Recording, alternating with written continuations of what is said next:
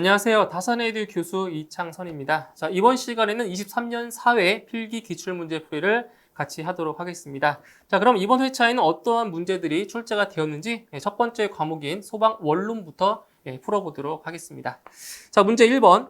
대체 소화약제의 물리적 특성을 나타내는 용어 중 지구온난화 지수를 나타내는 약어는 자, 1번에 ODP, 2번에 GWP, 3번에 LOAEL, 4번에 NOAEL.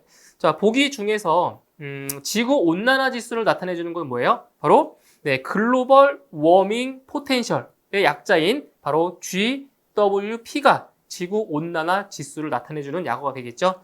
그래서 1번 같은 경우는 ODP는 오존 파괴 지수를 나타내주는 거고요. 2번이 바로 지구온난화 지수를 나타내주는 약어가 되겠습니다. 정답 2번이고요. 다음 2번. 물이 소화약제로 사용되는 장점으로 가장 거리가 먼 것은? 자, 물 소화약제 같은 경우는 가장 일반적인 소화약제죠. 우리가 쉽게 구할 수 있는 소화약제 중에 하나인 거죠. 자, 1번에 증발 자멸이 크다. 맞는 거죠. 그래서 물 같은 경우는 증발 자멸이 크기 때문에 냉각 소화 효과가 뛰어나다고 볼 수가 있는 거고요. 2번. 수증기로 질식 소화가 가능하다. 그죠? 수증기, 즉 분무 상태로 물을 방사하면 질식 소화가 가능한 거죠. 그래서 분무 상태인 경우는 바로 수증기, 물일 때보다 최적이 1600배에서 1700배 정도로 커지기 때문에 질식 소화 효과가 있다고 볼 수가 있습니다. 다음 3번. 화학적 소화작용이 우수하다. 자, 틀렸죠. 자, 화학적 소화작용이 있는 것은 뭐 포소화 설비나 아니면 할론 소화 약제 같은 경우는 이제 화학적인 소화 작용이 있는데 이제 물 소화 약제 같은 경우는 화학적인 소화 효과가 없죠. 3번이 틀렸고요. 4번 비열이 크다. 4번 맞는 겁니다. 그래서 옳지 않은 것은 3번이 되겠습니다. 다음 문제 3번. 20도씨의 물 1g을 100도씨의 수증기로 변화시키는 데 필요한 열량은 얼마인가? 단 비열은 1, 증발열은 539라고 했습니다. 자, 이 문제는 자, 암기를 하셔도 되고요. 아니면 계산을 하셔야 되는 문제가 되겠죠. 자, 그러면 계산을 한번 해보도록 할게요. 자, 지금 문제에서 무엇을 구하는 거냐면 20도씨의 물 1g을 100도씨의 수증기로 변화시키는 데 필요한 열량을 구하는 문제입니다. 자, 여기서 보시면 자, 20도씨의 물을 이제 100도씨의 수증기로 만드는 거예요. 100도씨의 수증기로 만들 때 필요한 열량. 자, 그러면 여기 보세요. 자, 물이라고 하는 거는 액체고 그리고 수증기는 이제 기체예요. 기체, 수증기. 그래서 이거는 이제 그 두 가지의 열이 필요한데 먼저 이 물이 수증기로 되려면 뭐가 돼야 돼요? 물이 끓어야 되는 거죠. 그래서 20도씨에서 몇 도씨까지? 100도씨까지 물의 온도를 올려야 돼요. 그래야 물이 끓기 시작하겠죠. 그 상태에서 이제 100도씨의 수증기로 변하는 데 필요한 열, 즉 자멸이 필요한 거죠. 그래서 첫 번째. 자, 20도씨의 물을 몇 도씨까지 올려야 된다고요? 바로 100도씨까지 온도를 올려야 돼요. 그러니까 100도씨의 물로 일단 만들어야 되겠죠. 자, 이 상태는 뭐냐? 자, 상태는 안 변했고 온도만 변했어요. 자, 이것을 무엇이라고 해요? 바로 현열이라고 하는 거죠. 그러니까 상태 변화 없고 온도만 지금 변한 거. 이걸 현열이라고 합니다. 현열. 자, 그럼 현열 같은 경우는 열량을 어떻게 구하냐? Q1이라고 했을 때 바로 CMT로 구할 수 있겠죠. CMT. 맞나요? 현열 구하는 공식입니다. CMT. 자, 그래서 이제 물의 비열은 1이고요. 문제 나왔죠. 질량은 1g이라고 했고요. 그 다음에 온도 변화는 20도씨에서 100도씨까지 올라갔으니까 몇 도? 80도만큼 올라간 거죠. 80.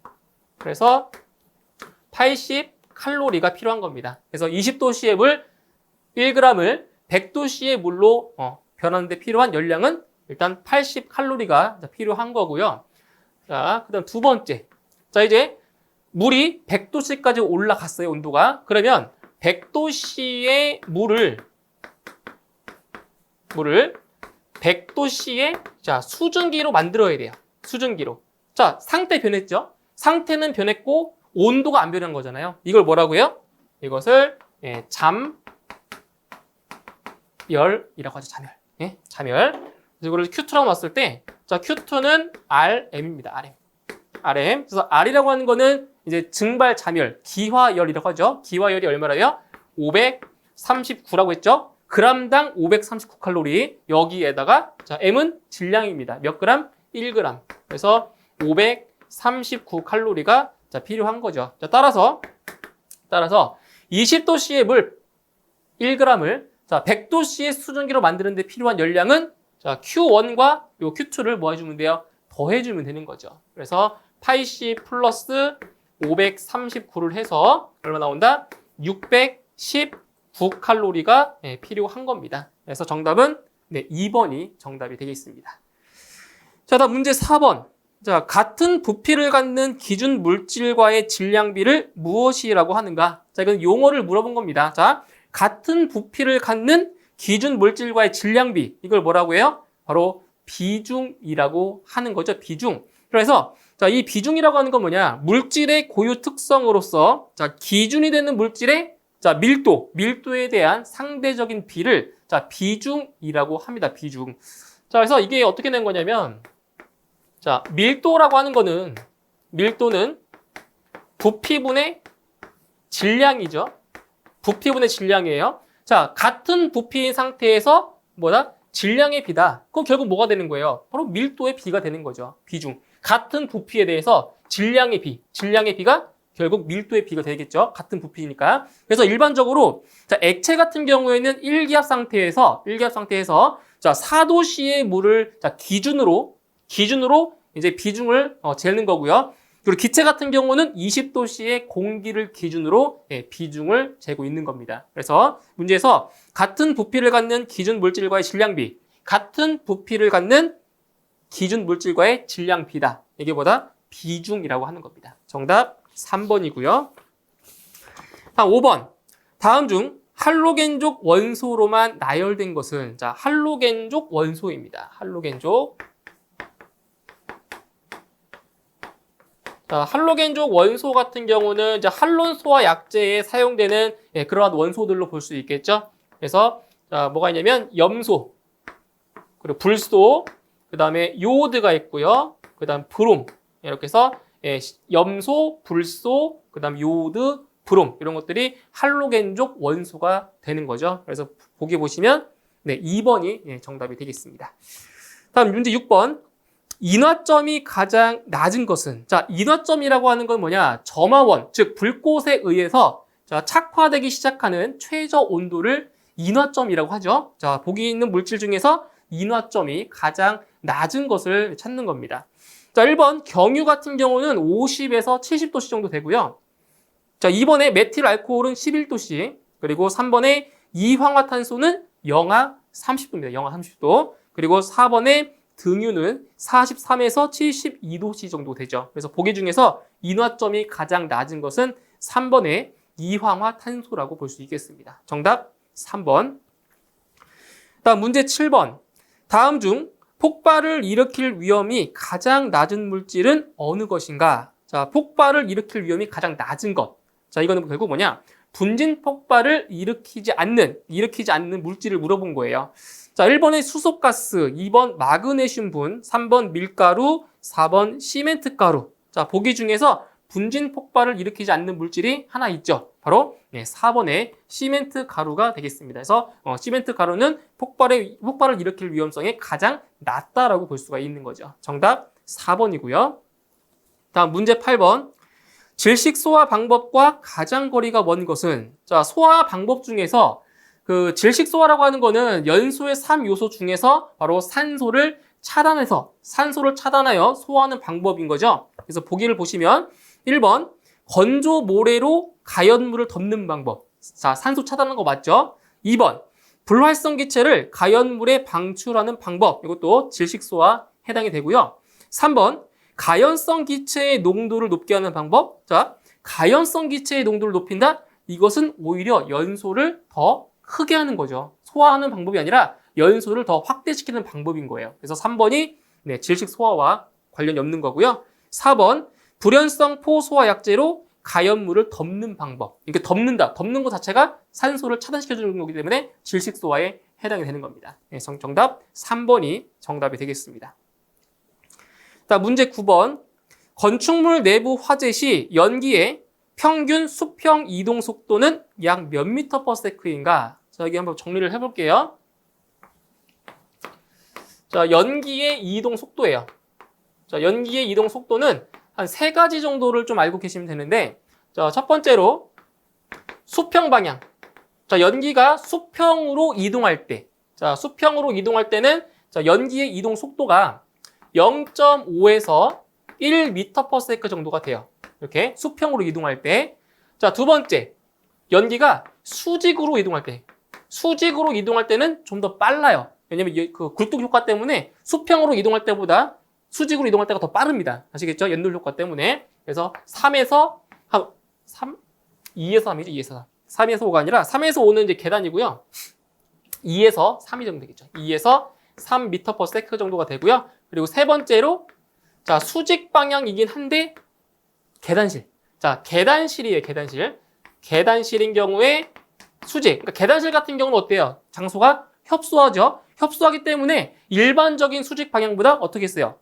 속도가 더 빠른 거죠. 맞나요? 더 빨라요. 계단실에서는. 그랬을 때는 3에서 5m/s 정도가 된다고 볼 수 있습니다. 더 빠릅니다. 계단실이. 그래서 문제에서는 지금 수평 방향일 때의 연기의 이동 속도를 물어봤으니까 0.5에서 1m/s가 되겠습니다. 정답은 1번에 정답이 있네요.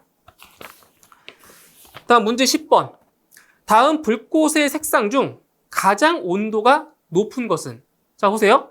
이 불꽃의 색상에서 온도는 어떻게 기억하시면 되냐면 색상이 밝을수록 온도가 더 높다고 보시면 돼요. 아시겠죠? 색상이 밝을수록 온도가 뭐하다? 더 높은 거예요. 자, 그러면 보기 중에서 자, 색깔이 가장 어두운 것부터 볼게요. 어두운 것. 자, 보시면 색깔이 어두운 거예요. 자, 어떤 게 제일 어둡냐면은 암적색. 자, 보세요. 암적색이 가장 어두워요. 색깔이 어두운 것부터 밝은 수를 쓸 거예요. 자, 그 다음이 적색이죠. 적색. 그 다음에 휘적색. 그리고 마지막이 휘백색. 자, 보기 중에서 이게 보기 4개 나온 거잖아요. 자, 이렇게 해서 색상이 가장 밝을수록 온도가 뭐하다고요? 온도가 더 높다고요. 아시겠죠? 그래서 이 4가지 색상 중에서 불꽃의 온도가 가장 높은 것은 휘백색이라고 보시면 돼요. 아시겠죠? 그러니까 온도가 밝을수록 색상이 밝을수록 뭐하다? 온도는 높아진다. 이렇게 기억하시면 돼요. 그러니까 이게 몇 도인지는 모르셔도 돼요. 이 문제에서만큼은. 근데 뭐 예를 들어서 암적색은 몇 도냐? 이럴 때는 이제 몇 도인지를 암기를 해서 하셔야겠죠. 근데 단순하게 어떤 색깔이 온도가 높냐라고 물어봤을 때는 그냥 색상이 밝은 것만 찾으시면 됩니다. 아시겠죠? 그래서 정답은 3번이 정답이 되겠습니다. 다음 11번. 내화 건물의 화재에서 백드래프트 현상은 주로 언제 나타나는가? 자, 보세요. 이게 자주 나왔던 거죠. 백드래프트 현상 같은 경우는 화재의 그죠? 감쇄기에 나타나는 거죠. 그래서 감쇄기라고 하는 건 뭐냐? 최성기 이후에 자, 가연물은 대부분 타버리고 자, 화재가 감쇄하면서 온도가 점차 낮아지는 그러한 단계가 바로 감쇄기죠. 감쇄기가 화재가 거의 소멸돼 가고 있는 단계를 말하는 거예요. 그래서 백드래프트 현상 같은 경우는 바로 감쇄기 때 발생을 하는 현상입니다. 정답 4번의 감쇄기가 정답이 되겠습니다. 다음 12번. 제1종 분말소화약제의 주성분은 자, 보기를 보시면 이 주성분이 한글로 나온 것이 아니라 화학식으로 나와 있죠. 자, 화학식으로 알고 계셔야 돼요. 자, 분말소화약제는 우리 4가지로 크게 분류를 할 수 있죠. 자, 보세요. 분말소화약제는 제1종부터 제4종까지 4가지로 우리 크게 분류를 할 수 있습니다. 자, 그때 이제 무엇을 아셔야 되냐면 각각의 분말의 주성분이 어떤 건지를 아셔야 돼요. 주성분. 자, 먼저 제1종 분말 같은 경우는 뭐예요? 탄산, 수소, 나트륨이죠. 탄산수소 나트륨입니다. 그리고 추가적으로 이 탄산수소 나트륨의 화학식, 분자식까지도 알고 계셔야 돼요. 그래서 이거는 NaHCO3다라고 이것도 알고 계셔야 됩니다. 이렇게 화학식까지. 자, 그 다음에 이종 분말 같은 경우는 탄산, 수소, 칼륨이죠. 탄산수소, 칼륨입니다. 자, 화학식으로 하면 뭐가 돼요? KHCO3인 거고요. 자, 그 다음에 제3종 분말의 주 성분은 제1인산염입니다. 제1인산염. 인산염 같은 경우는 이것도 자주 나오는 거예요. NH4, H2, PO4. 이거죠. NH4PO4. 자, 이게 바로 제3종 분말의 화학식이 되는 거, 주성분의 화학식. 그 다음에 제4종 분말은 탄산수소 칼륨과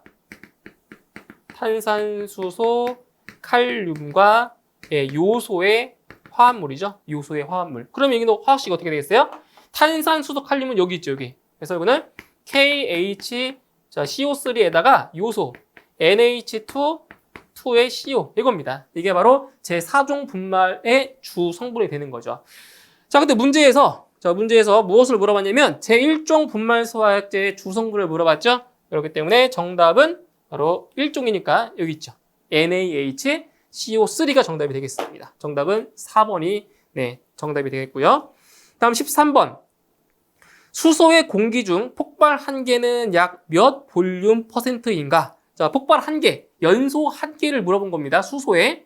자, 1번 12.5에서 74. 이거는 일산화탄소의 연소 범위죠. 폭발 한계.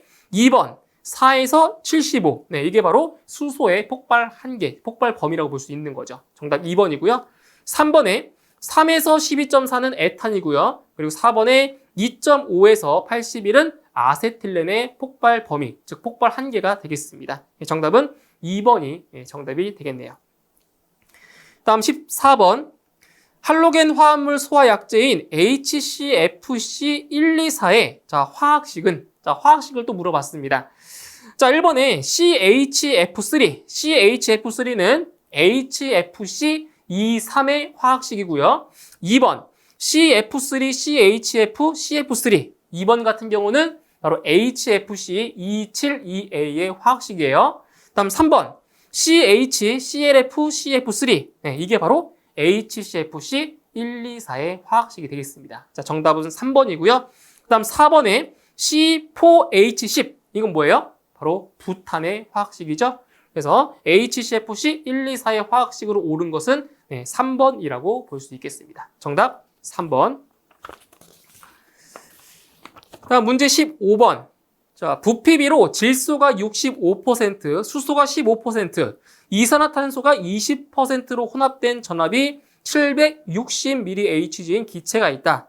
이때 질소의 분압은 약 몇 mHg인가? 단 모두 이상기체로 간주한다라고 했습니다.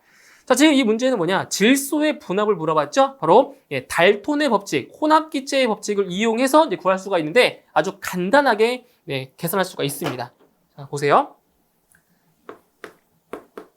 자, 지금 질소가 65%예요. 질소가 65%. 자, 그리고 수소가 15%. 수소가 15%. 그 다음에 이산화탄소. 맞나요? 이산화탄소가 20%. 그거 다 합치면 전체 100% 나오죠? 100%. 그때 이 질소의 분압은 전체 중에서 질소가 얼만큼이 차지하고 있는지만 아시면 돼요. 그럼 전체가 얼마냐? 65 플러스 15 플러스 20이죠. 전체 비율이. 그 중에서 질소가 얼마냐? 65%. 그죠? 65%. 자, 그런데 문제에서 혼합된 전압이 얼마라고 했어요? 760 수은주래요. 곱하기 760을 해주면 되는 거죠. 전체 중에서 질소가 이만큼 차지하고 있으니까. 그죠? 분배가 된다고 보시면 돼요. 분배. 그래서 계산해 주시게 되면 질소의 분압은 대략 494가 나오게 됩니다. mHg. 이렇게 해서 정답은 4번이 정답이 되겠습니다. 자, 다음 문제 16번. 자, 다음 중 오존 파괴 지수가 가장 큰 소화 약제는, 자, ODP가 가장 큰 거예요. 자, 뭐예요? 바로 1번 할론 1211, 2번 할론 1301, 3번 CFC11, 4번 CFC113. 자, 보기 중에서 ODP, 오존 파괴 지수가 가장 큰 것은 누구예요? 할론 1301인 거죠. 그래서 할론 1301 같은 경우는, 자, 독성은 약하지만 오존 파괴 지수는 가장 크다라고 볼 수 있습니다. 그래서 정답은 2번에 할론 1301이 정답이 되겠습니다. 다음 17번. 이산화탄소의 증기 비중은 약 얼마인가? 단 공기 분자량은 29라고 했습니다. 자, 여기 보세요. 자, 일단 증기 비중은 어떻게 구하냐? 증기 비중. 자, 증기 비중은 바로 공기의 평균 분자량, 분의 특정 기체의 분자량으로 구할 수가 있는 거죠. 자, 근데 문제에서는 지금 이산화탄소의 증기 비중을 물어봤죠? 그럼 여기서 먼저 무엇을 구하냐? CO2의 자, 분자량을 알아야 구할 수가 있어요. CO2의 분자량.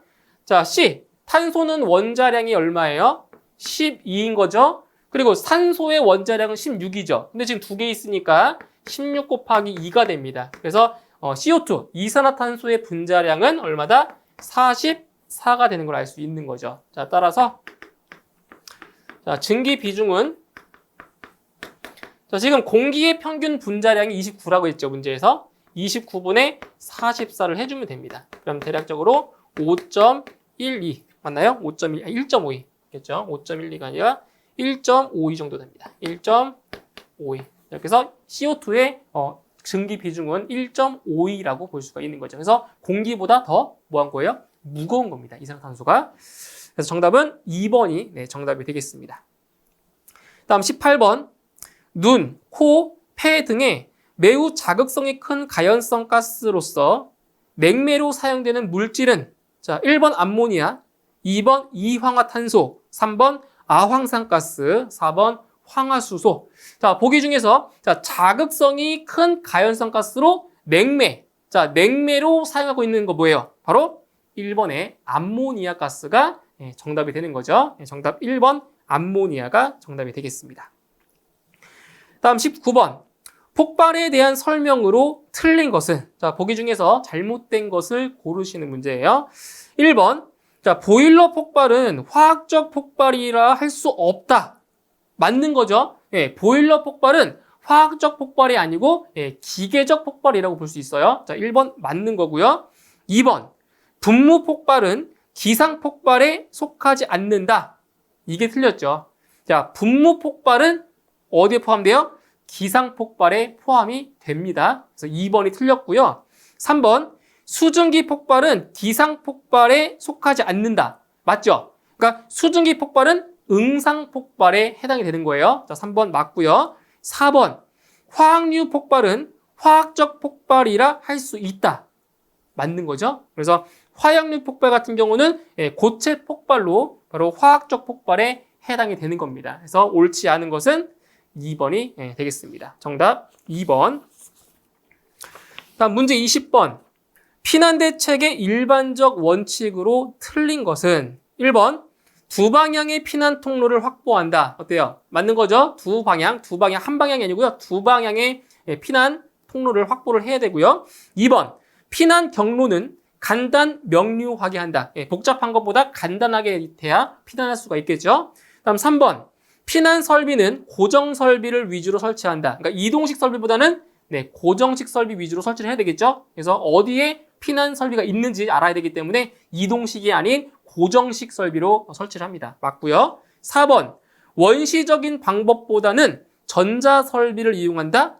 이게 틀렸죠. 그래서 이 피난 설비, 피난 대책 같은 경우는 원시적일수록 더 좋은 거예요. 간단할수록 더 좋은 거예요. 복잡한 것보다 더 간단할수록 더 유리하다라는 거죠. 그래서 원시적인 방법보다는 전자설비를 이용한다. 틀린 내용이 되겠습니다. 그래서 정답은 4번이 정답이 되겠습니다.